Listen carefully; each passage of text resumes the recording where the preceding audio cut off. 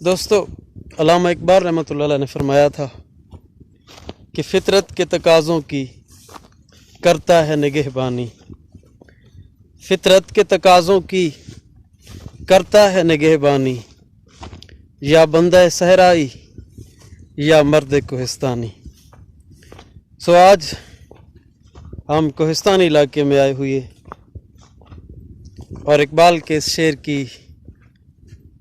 تشریح و توضیح عملی طور پر آپ کے سامنے پیش کر رہے ہیں کہ فطرت کے کتنے حسین مناظر آپ کے سامنے موجود ہیں۔ یہ میرے پیچھے ریوڑ ہے مویشیوں کا،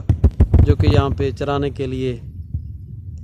چرواہے آتے ہیں۔ ابھی ہماری ایک چرواہے سے ملاقات بھی ہوئی تھی، بھیڑوں کو لے کر کہیں اور چلا گیا، اور یہ ریوڑ جہاں پہ اس کا سستا رہا ہے، پھر سستانے کے بعد یہ نیچے نالے لیٹی میں پانی پینے جائیں گے اور پھر سے جو ہے وہ اپنی خوراک کھانا شروع ہو جائیں گے۔